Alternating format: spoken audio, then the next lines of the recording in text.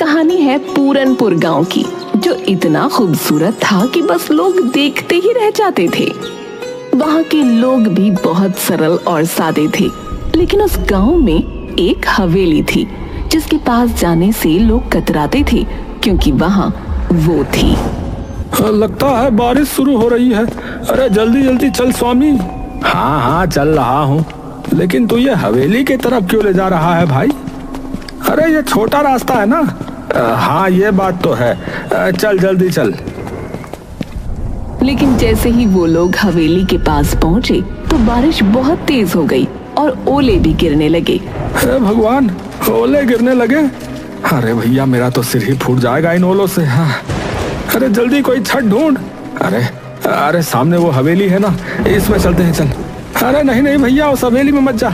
अरे तुझे रुकना है तो रुक, लेकिन मैं तो जा रहा हूँ अंदर। मुझे चोट खाने का कोई शौक नहीं है, समझा?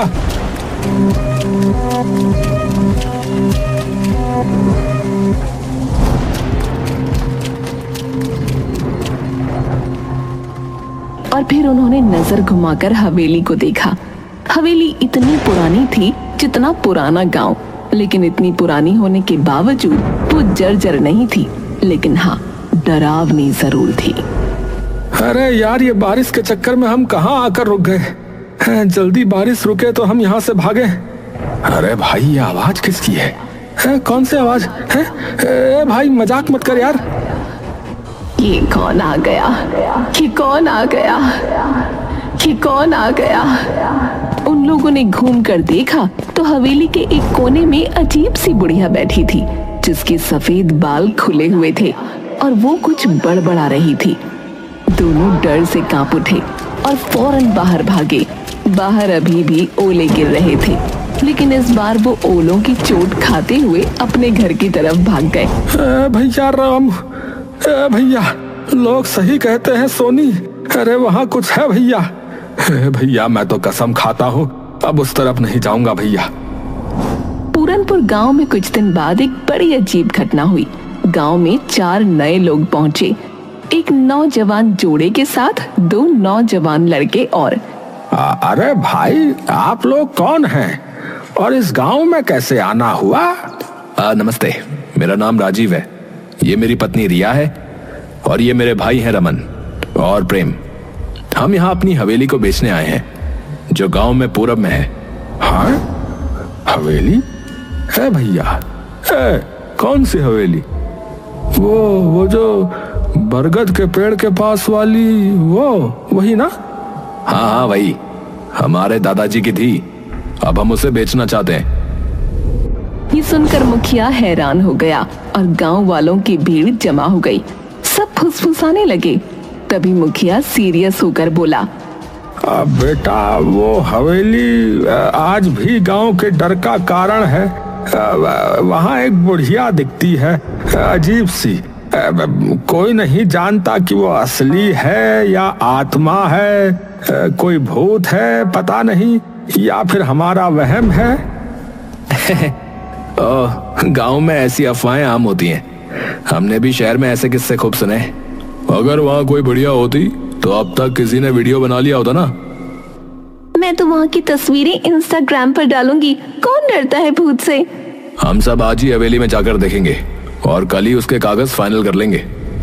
रामू और स्वामी भी वहाँ खड़े थे।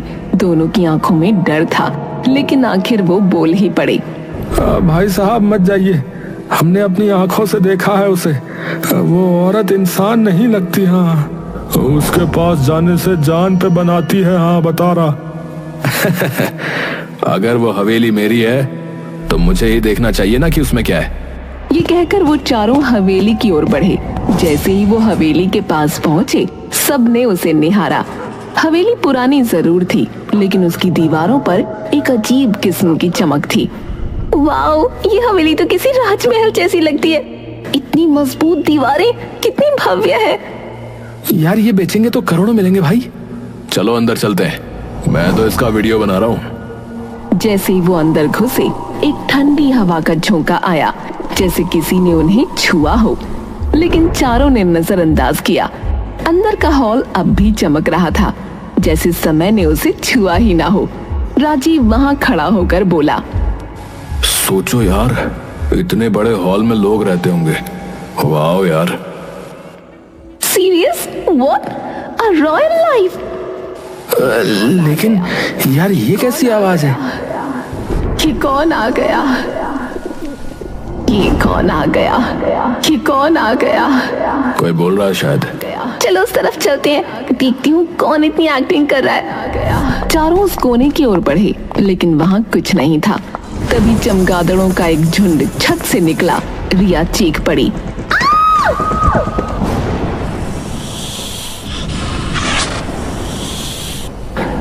अरे बाप रे, सांप! अरे भागो भाई! हे भगवान, ये हवेली तो जंगल हो रखी है। अफवाहों का भूत और असली जानवरों का आतंक। राजीव, रिया, रमन और प्रेम हवेली की सुंदरता और रहस्यमयी माहौल से प्रभावित होकर वहां से निकलने ही वाले थे कि अचानक हवेली के अंदर एक अंधेरे कोने में कुछ हिलता डुलता दिखा। सभी की निगाहें उस कोने की ओर मुड़ी। वहां एक औरत बैठी थी, उसी हवेली की वही रहस्यमयी बुढ़िया जिसकी बातें गांव वाले करते थे। खुले सफेद बाल, सूखी सिलवटों वाली त्वचा और पथराई आंखें। वो देखो, वहाँ कोई है। चलते हैं। ये वही बुढ़िया लगती है। नहीं यार, अब जब सामने दिख रही है तो बात करनी चाहिए। रिया साहस करके धीरे धीरे उस बुढ़िया के पास गई। जैसे ही वो पास पहुंची, बुढ़िया अचानक कांपती हुई खड़ी हो गई। आप कौन है? यहाँ क्या कर रही है? तुम लोग क्यों आए हो? यहाँ क्यों आए हो? यहाँ कोई नहीं आता, फिर तुम क्यों आए हो? हम इस हवेली को बेचने आए हैं। ये हमारे दादा की हवेली है। और आप? मैं खजाने की रखवाली कर रही हूँ। खजाना? हाँ, बहुत साल पहले मैंने इस हवेली में खजाना छुपाया था, पर अब याद नहीं कहाँ रखा है, कहाँ दफना दिया, समझ नहीं आता। बुढ़िया के खजाना शब्द ने चारों के मन में एक साथ बिजली की तरह लालच जगा दिया। उनकी आंखों में अब हवेली की कीमत से ज्यादा उस अदृश्य खजाने की चमक तैरने लगी। अगर ये खजाने की बात सच हुई तो हम करोड़पति बन सकते भाई। और जब खजाना मिल जाए, इस बुढ़िया को यहाँ से निकाल फेंकेंगे। डराने के अलावा करते क्या ये? बिल्कुल भाई, पहले मिठास फिर लात। हाँ, चलो खोजना शुरू करें। अम्मा, वो खजाना कहाँ है? क्या पता। वो सब लोग पूरी हवेली में खजाना ढूंढने लगे। बुढ़िया भी दीवारों को थपथपाती, जमीन को सूंघती, जैसे कुछ याद करने की कोशिश कर रही हो। लेकिन 4 घंटे तक पूरी हवेली छान मारने के बाद भी कुछ नहीं मिला। अब तो रात होने वाली है यार, कुछ नहीं मिला। शायद ये औरत पागल है। हम कल फिर आएंगे, तब तक आप याद करने की कोशिश करना कि वो खजाना कहाँ है। चारों लोग गांव लौट आए। गांव वालों को जब ये पता चला कि उन्होंने बुढ़िया से बात की और खजाने की भी बात सुनी, तो पूरा गांव भौचक्का रह गया। क्या तुमने उससे बात की? उसने सच में खजाने की बात कही? हम बरसों से डरते आए हैं उस हवेली से, और तुम लोग खजाना ढूंढ रहे हो? अगर सच में खजाना हुआ तो हम सबको फायदा होगा। फिर कल चलो हमारे साथ। अगर कोई खजाना मिला तो हिस्सा मिलेगा। गांव वाले पहले तो हिचकिचाए, लेकिन हिस्सा शब्द सुनकर उनकी आंखों में भी चमक आ गई। अगले दिन राजीव, रमन, प्रेम, रिया के साथ गांव के 10-12 लोग भी हवेली पहुंचे। वो देखो भाई, वही बुढ़िया। हे भगवान, मुझे यकीन नहीं हो रहा है मैं यहाँ वापस आ गया। चलो सब, आज इस हवेली का कोना कोना उलट डालो। चलो। लोगों ने हवेली के हर कोने को अच्छी तरह देखा, यहाँ तक कि बाहर बगीचे में खुदाई भी शुरू कर दी। कुछ घंटे बीते, लेकिन कहीं कुछ नहीं मिला।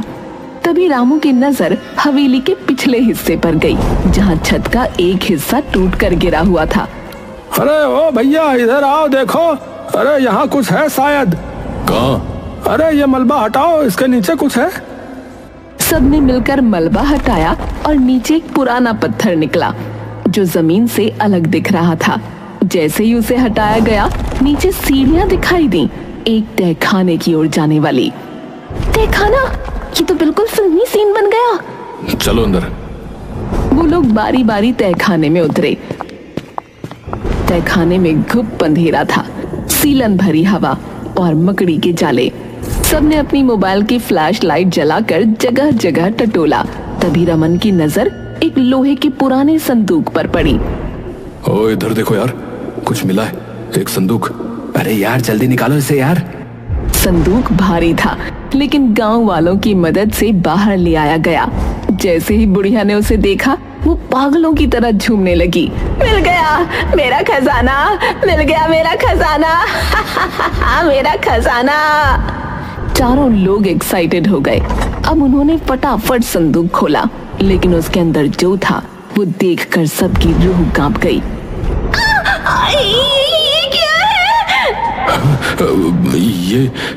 ये तो किसी बच्चे का कंकाल है। चारों तुरंत पीछे हट गए, लेकिन बुढ़िया संदूक को पकड़कर बैठ गई और उसकी आंखों से आंसू बहने लगे। ये क्या है? तुमने तो कहा था खजाना है। जवाब दो, ये क्या है?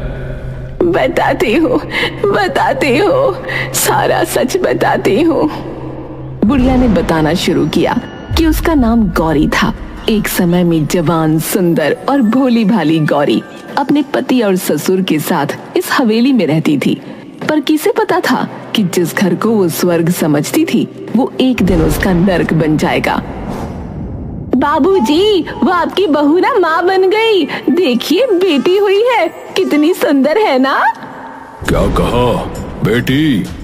तुझे शर्म नहीं आती है? हमारे खानदान में बेटी नहीं होती, बेटा चाहिए था, बेटा। मुझे तो इससे बात भी नहीं करनी, निकम्मी औरत।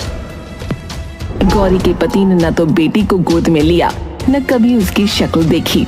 बच्ची के जन्म के साथ ही मानो हवेली का हर कोना ठंडा और बेरंग हो गया।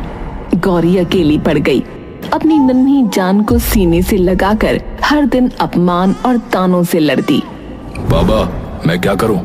मुझे बेटा चाहिए, कोई उपाय बताओ।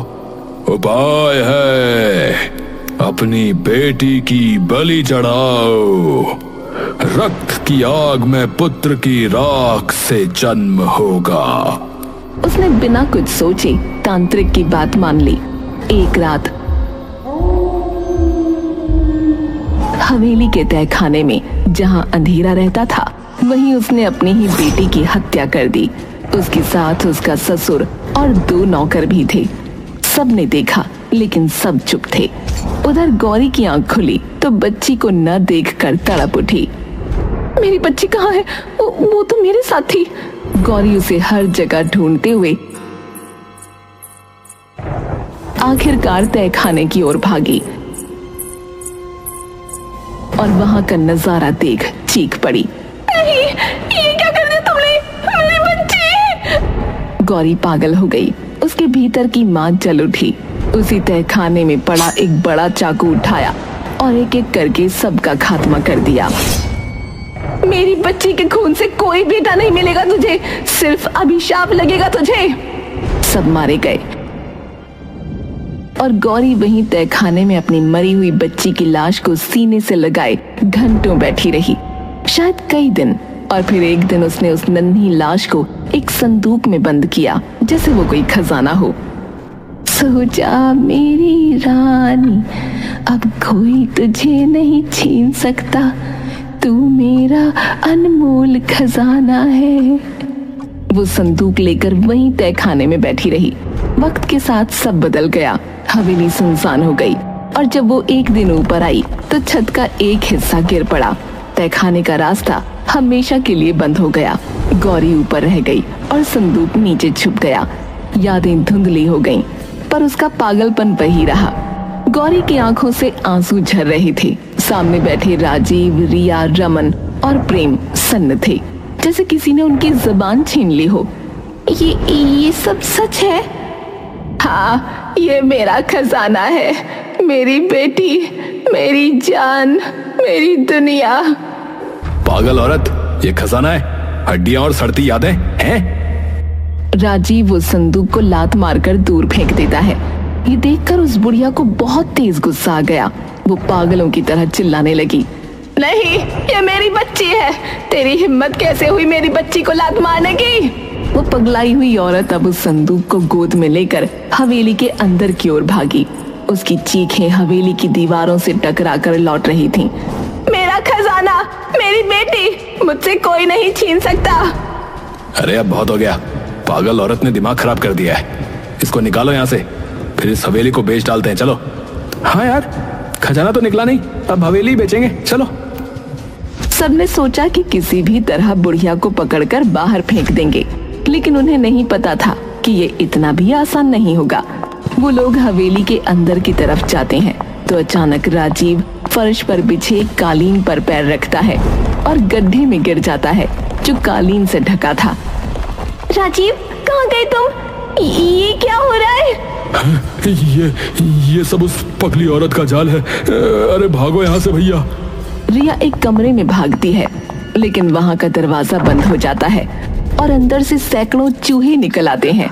रिया चीखने लगती है। उधर प्रेम जैसे तैसे भागता है, लेकिन गलियारे में फिसल जाता है क्योंकि फर्श पर तेल फैला हुआ था। तुम लोग मेरा खजाना नहीं छीन सकते। बुढ़िया अपने बिछाए जालों से बहुत खुश थी, पर उसी समय गांव के और लोग भी वहां पहुंच गए। उन्होंने सब कुछ देखा और एक साथ मिलकर बुढ़िया को पकड़ने की कोशिश की। अरे अब बस, तुमने बहुत डर फैलाया, अब तुम्हें रुकना होगा। बहुत संघर्ष के बाद बुढ़िया को पकड़ लिया गया। राजीव उठ खड़ा हुआ और बोला, मैं पुलिस बुलाता हूँ। हाँ, ये औरत पागल है, हमें मारना चाहती थी।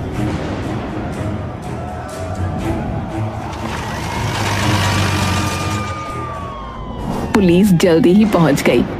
सर, हम तो ये हवेली बेचने आए थे। ये औरत हम पर हमला कर रही थी। पागल है सर ये। हाँ, मैं पागल हूँ, लेकिन ये हवेली मेरी है, मेरे खून से सींची गई है। तुम लोग इसे अपना कहते हो, क्या सबूत है तुम्हारे पास? पुलिस को बुढ़िया की बात सही लगी, इसीलिए उन्होंने उनसे कागज मांगे, सबूत मांगे, लेकिन चारों लोगों के पास कुछ नहीं था, न कोई दस्तावेज, न कोई अधिकार। गांव वाले भी अब शंका से भर उठे।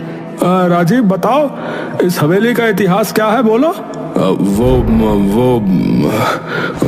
हम तो बस। अरे वो क्या कर रहा है? हमें फोन करके तू नहीं बुलाया ना, लेकिन अब लग रहा है कि तेरा झूठ पकड़ में आ चुका है। अब चुपचाप सच बोल दे, वरना सीधे जेल ले जाएंगे तेरे। हाँ, हमने हवेली पर कब्जा करने की कोशिश की थी ताकि उसे किसी फॉरेनर को बेचकर पैसे कमा सकें। हमें किसी ने यहाँ के बारे में बताया था, तो हमने सोचा कि गांव वालों को बेवकूफ बनाकर अपना काम निकाल लेंगे। हमें माफ कर दीजिए। हैं? माफी? हाँ, जरूर मिलेगी ना माफी। चलो सीधे थाने, चलो, वहीं करेंगे तुम्हें सब माफ। पुलिस ने चारों को गिरफ्तार कर लिया और फिर रामू आगे आया। उसने सबको देखा और बोला, इतनी बड़ी कहानी हो गई, हमें आज पता चल रहा है। देखो भैया, गांव वालों, मुझे लगता है कि हमें इस बच्ची का जो है अंतिम संस्कार करना चाहिए। ये जरूरी है भैया। सबने मिलकर उस मासूम बच्ची की अस्थियों का विधि पूर्वक अंतिम संस्कार किया। बुढ़िया फूट फूट कर रोती रही। उसकी सालों की पीड़ा अब बह रही थी। उसके बाद पुलिस ने बुढ़िया को एक मानसिक चिकित्सालय भेज दिया, पर कहानी यहीं खत्म नहीं हुई। गांव वालों ने उस हवेली को एक बालिका विद्यालय में बदल दिया। बाहर एक पट्टिका लगी जिस पर लिखा था, गौरी कन्या विद्यालय, एक माँ की याद में।